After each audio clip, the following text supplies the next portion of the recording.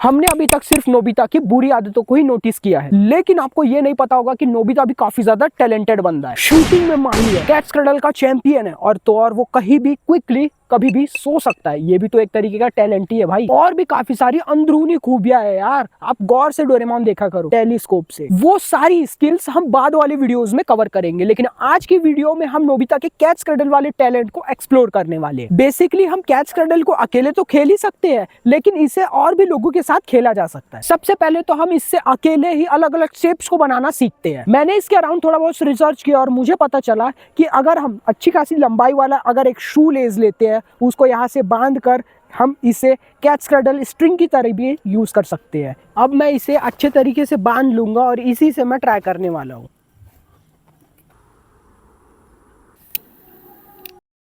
काफी अच्छी स्ट्रिंग बन गई है यार। अब इसी से ट्राई करके देखते हो, मजा आने वाला है। ऑब्वियसली आपने इससे नोबिता को काफी सारे शेप्स बनाते हुए तो देखा ही होगा। तो सबसे पहले मैं माउंट फूजी शेप को बनाने का ट्राई करता हूँ, क्योंकि नोबिता आपको काफी बार बनाते हुए दिखता है। माउंट फूजी असल में कुछ ऐसा दिखता है, जो कि जापान का बहुत ही ज्यादा फेमस माउंटेन है। तो मैंने सबसे पहले इसका एक ट्यूटोरियल देखा, जिससे कि मैं स्ट्रिंग को हैंडल करना सीखूं और शेप्स को फॉर्म करना भी जान पाऊंगा।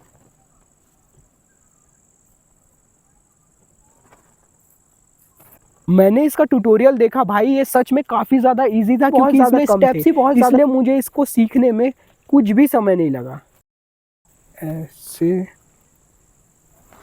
ये देखो बन गया माउंट फूजी। एग्जैक्टली वैसा ही लग रहा है भाई, जैसा ये ट्यूटोरियल में दिख रहा था। तो चलो मैं इस नायलॉन वाली स्ट्रिंग से आपको करके दिखाता हूँ। सबसे पहले अपने को लूप इस तरीके से बनाना है। उसके बाद ये लूप स्ट्रेट नहीं रहना चाहिए, क्रिस क्रॉस रहना चाहिए।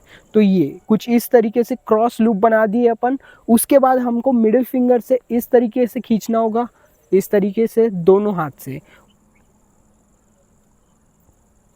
उसके बाद हम फिंगर्स को क्लोज करेंगे और जो थंब के अंदर वाला लूप है उसके अंदर डालते हुए ओपन कर देंगे। तो थंब वाला लूप रिलीज हो जाएगा। अब थंब से हमें ऊपर की दो स्ट्रिंग्स को पकड़कर उठाना है। ये बन गया माउंट फूजी। ओ भाई एग्जैक्टली भाई, मैं अब हर बार माउंट फूजी को परफेक्टली बना पा रहा हूँ, वो भी बिना ट्यूटोरियल देखे। सच में इजी तो था ये, बस मुझे एक ही डर लग रहा था कि मैं कोई एक स्टेप को मिस ना कर दूं, जिसकी वजह से ये शेप ही फॉर्म नहीं हो पाता और मैं काफ़ी ज़्यादा कंफ्यूज होकर गुस्सा हो जाता, फ्रस्ट्रेट हो जाता।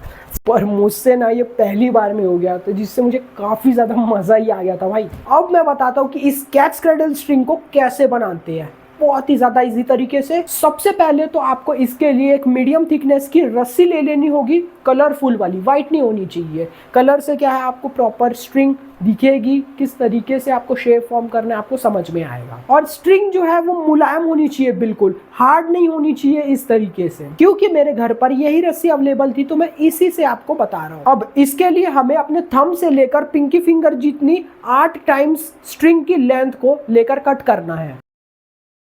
हमें अपने हैंड के साइज के अकॉर्डिंग स्ट्रिंग को मेजर करके कट करना होगा।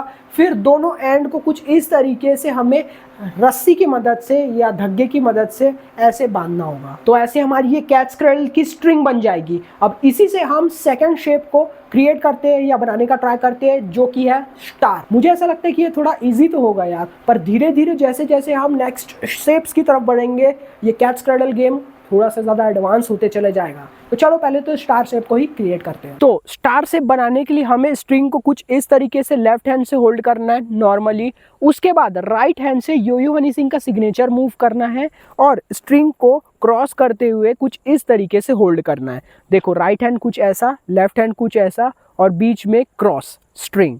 इसके बाद हमें स्ट्रिंग को राइट हैंड से बहुत अच्छे तरीके से होल्ड कर लेना, ताकि ये हमारे हाथ से ना छूटे, कुछ ऐसे। उसके बाद लेफ्ट हैंड से मिडिल फिंगर की मदद से, लेफ्ट हैंड की मिडिल फिंगर से हमें यो-यो हनी सिंह के बीच से होते हुए, नीचे से होते हुए स्ट्रिंग को ले जाना है और ये हमारा स्टार बन जाना चाहिए।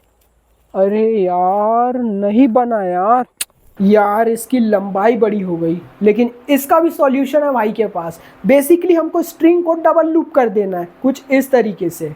ये डबल लूप, इससे स्ट्रिंग की लेंथ शॉर्ट हो गई। बट हमें जैसे जैसे स्टेप मैंने सामने में शुरू में बताया हो बस उसी को फॉलो करना है। पर ये डबल करने वाला आइडिया सही है यार, इससे एक्चुअली में परफेक्ट स्टार बनता है। कुछ इस तरीके से हमारी स्ट्रिंग छोटी हो गई, वैसे ही करना है। यो यो हनी सिंह स्ट्रिंग को क्रॉस करते हुए यो यो हनी सिंह को अंदर डालो, उसके बाद अच्छे से स्ट्रिंग को पकड़ो, उसके बाद लेफ्ट हैंड के मिडिल फिंगर से यो यो हनी सिंह के अंदर उंगली करो, उसके बाद ये स्टार बन गया भाई। यस, मुझे डेफिनेटली पता है कि आप इन दोनों शेप्स को काफ़ी ज़्यादा इजीली बना लोगे। तो अब हम थोड़ा सा लेवल को इंक्रीज करते हैं और हम बढ़ने वाले एडवांस शेप्स की तरफ, जिसको बनाने में काफ़ी ज़्यादा मज़ा आने वाला है और वो काफ़ी अच्छे दिखते हैं यार। एग्जैक्टली तो थर्ड शेप है हमारी बटरफ्लाई। चलो इसे बनाते हैं। ये सुनने में तो डिफिकल्ट लग रहा है, लेकिन क्या पता उतना बनाने में भी मुश्किल होगा। चलो देख लेंगे, कोई नहीं। भाई मैं कितने ही बार इससे ट्राई कर रहा हूँ यार, लेकिन ये हो ही नहीं रहा है। बार बार स्ट्रिंग ही फंसे जा रही है। इसमें स्टेप्स ही इतने सारे हैं, मैं सिर्फ इसे देख देख कर ही ट्राई कर रहा हूँ। एक तो मुझे ये आता नहीं है, ऊपर से मैं इसे हड़बड़ी में कोशिश कर रहा हूँ, इसी वजह से बार बार मैं फ्रस्ट्रेट होते जा रहा हूँ फालतू में ही। तो मैंने डिसाइड किया कि अब मैं इसे एकदम स्टेप बाय स्टेप समझते हुए इसे बनाने का ट्राई करूंगा। तो देखो, बिल्कुल स्लोली समझो। हमें बटरफ्लाई बनाने के लिए दोनों हाथों से कुछ इस तरीके से लूप बना लेना होगा। थंब और पिंकी फिंगर के बीच से होते हुए ये लूप बनेगा दोनों हाथों से। इतना तो सिंपल है। उसके बाद दोनों हाथों की इंडेक्स फिंगर से बीच वाली स्ट्रिंग को पुल करना होगा, ये इधर से भी ऐसा। तो ये कोई रॉकेट साइंस नहीं है, बहुत ज़्यादा इजीली हो जाएगा। ठीक है, इतना हम कर लिए। ध्यान से देख लो, ये किस शेप का लग रहा है अभी, वैसे ही आपका भी बनना चाहिए। ठीक है, अब सारी फिंगर्स को क्लोज करना है, सारी फिंगर्स को, फिंगर्स नॉट थंब। ठीक, फिंगर्स को क्लोज करना है और थंब वाले रिंग के अंदर, थंब वाले राउंड के अंदर हमें फिंगर्स को डालना है, ताकि हम थंब से स्ट्रिंग को रिलीज कर सकें। ये थंब से स्ट्रिंग रिलीज हो गई है और पूरी स्ट्रिंग फिंगर्स के ऊपर डिपेंड है अभी। ये कुछ इस तरीके का लग रहा है अभी।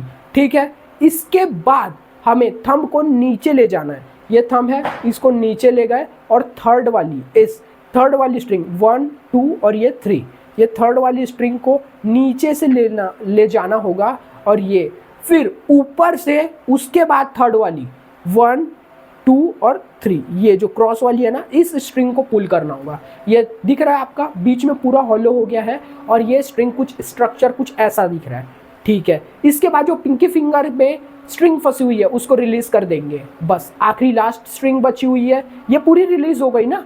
ये एकदम टाइट रखना है हमें, जब भी हम फॉर्म करते हैं बिल्कुल टाइट रखते हुए, ताकि स्ट्रिंग को बिल्कुल भी लूज नहीं देना है। ठीक है, ये हो गया।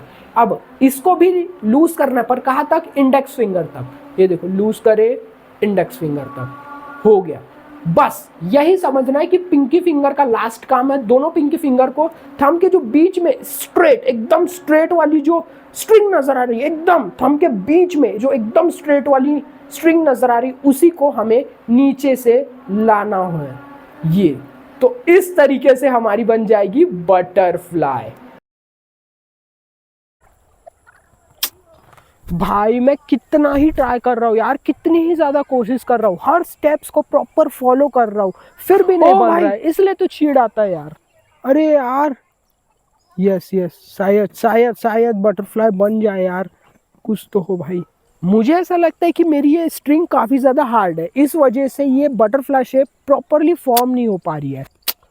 ये बन क्यों नहीं रहा है यार? सच में भाई, ये वाली स्ट्रिंग एक्चुअली में काफी ज्यादा हार्ड है, इस वजह से इससे कॉम्प्लेक्स शेप्स बन ही नहीं पा रहे। काफी ज्यादा फ्रस्ट्रेट हो जा रहा हूँ, इसलिए मैंने बाय किया ये 2 ऊन के रस्सियाँ जो काफी ज्यादा मुलायम है, और इसी से मैंने 2 अलग अलग स्ट्रिंग्स बनाए जो कुछ ऐसे दिखते हैं।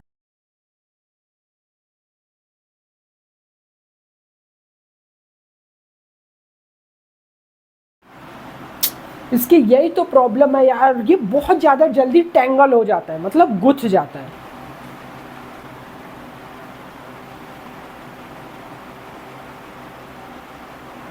ये बन गई बटरफ्लाई भाई, फाइनली भाई हमारी बटरफ्लाई उड़ ही गई। जैसा ये वीडियो में दिखाया गया वैसा तो बना है, लेकिन मुझे नहीं पता ये बटरफ्लाई है कि बटरस्कॉच है, वो आप डिसाइड करो। ये तो फिर भी सिंपल वाली बटरफ्लाई थी, एडवांस वाली बटरफ्लाई कुछ ऐसी दिखती है जिसको बनाने में तो लगता है फट जाएगी। अब सोचो कि नोबिता कितना ज्यादा टैलेंटेड है, वो झट से किसी भी शेप्स को सेकंड्स में बना लेता है। वही तो यार, लेकिन इसके टैलेंट को कोई पहचानता ही नहीं है। वो सब छोड़ो, अब हम बढ़ते हैं अब कुछ मजेदार शेप्स बनाने की तरफ, जो कि है आईफिल टावर, मतलब टोक्यो टावर भी बोलते कई लोग। अब स्टार्टिंग में आपको जितना हो सके उतना स्लोली इसे ट्राई करने की कोशिश करना है, जहां तक हो सके वहां तक तो करो। कम से कम फेल हो गए कोई दिक्कत नहीं है, क्योंकि फेल हो गए तो भी आप अनजाने में कुछ अलग ही शेप, अलग ही यूनिक शेप क्रिएट कर दोगे जो किसी ने सोची भी नहीं होगी। तो भाई ये भी तो अलग बात है। तो फेल होने से बिल्कुल भी मत डरना, बिल्कुल खुले मन से इसे ट्राई करते रहना। इसका मतलब गलती से आप कुछ भी शेप इन्वेंट कर सकते हो भाई, मजे ही मजे यार। वैसे मेरा मेन मोटिव आईफिल टावर बनाना है, तो पहले उसी पर फोकस करते हैं। शेप्स बनाते समय बहुत बार स्ट्रिंग उलझ जाती है, जिसकी वजह से बहुत ज्यादा गुस्सा और फ्रस्ट्रेशन होता है, लेकिन उस समय आपको बिल्कुल पेशेंस से ध्यान देना होगा और फिर से ट्राई करना होगा। और आप फेल हो रहे हो इसका मतलब ये नहीं, लेकिन इसी के साथ आप स्टेप्स भी तो सीखते जा रहे हो ना। अब मैं इसको भी बिल्कुल स्टेप बाय स्टेप धीरे धीरे बनाने का ट्राई करूंगा। देखो ये थोड़ा सा मुश्किल तो है यार, आप भी मानते हो इसमें थोड़ा समय तो लगेगा।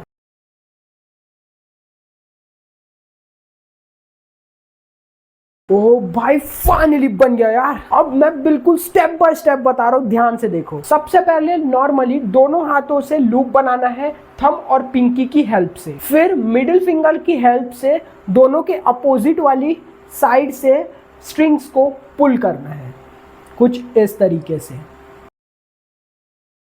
फिर थंब की स्ट्रिंग को रिलीज कर दो, ठीक है, कुछ इस तरीके का दिखेगा। इसके बाद थंब से ही लास्ट वाली स्ट्रिंग को नीचे से पुल करना है, कुछ इस तरीके से। और ऊपर से भी थर्ड वाली, ये 1 2 और 3, ये थर्ड वाली स्ट्रिंग को पुल करना है। तो कुछ इस तरीके का शेप आपको आकृति नजर आनी चाहिए, मतलब आप समझो कि सही डायरेक्शन में जा रहे हो। इसके बाद जो है हमें पिंकी फिंगर वाली स्ट्रिंग को टोटली रिलीज कर देना है, देख लो, ठीक है। हम रिलीज कर देंगे, इसके बाद कुछ ऐसा दिखना चाहिए। इसके बाद पिंकी फिंगर से ही ऊपर से ये वाली लास्ट सेकेंड वाली स्ट्रिंग को पुल करना है, ठीक। अब थंब की स्ट्रिंग को फिर से हम रिलीज कर देंगे, ये देखो 2 स्ट्रिंग्स है, फिर से हम दोनों को रिलीज कर देंगे, ठीक। अब ये लगेगा कि भाई हम क्या ही बना रहे हैं, लेकिन डरने की बात नहीं है। फिर से थंब से लास्ट सेकेंड वाली स्ट्रिंग को ऊपर से पुल करना है, ऊपर से पुल कर दिए। ये देखो थोड़ा सा इंस्टेंस तो मिलेगा आपको कि भाई सही में बन तो रहा है यार ये। और इतना करने के बाद ये जो इंडेक्स और मिडिल फिंगर के बीच वाली ये छोटी सी स्ट्रिंग है, इसको हम थंब के ऊपर पहनाएंगे दोनों तरफ से, कुछ इस तरीके से।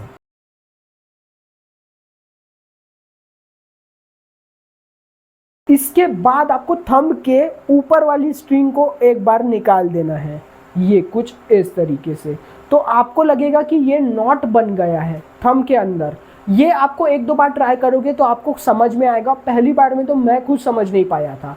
इसके बाद जो है ना, आपके पास थंब के किनारे पर ही छोटा सा ट्रायंगल बना हुआ दिखेगा, दिख रहा है, उसी पर आपको मिडिल फिंगर को डालना है। ये डाल दिए मिडिल फिंगर, और बाकी फिंगर की स्ट्रिंग को अब हम रिलीज कर देंगे और नीचे से कुछ ऐसा शेप्स बन जाना चाहिए।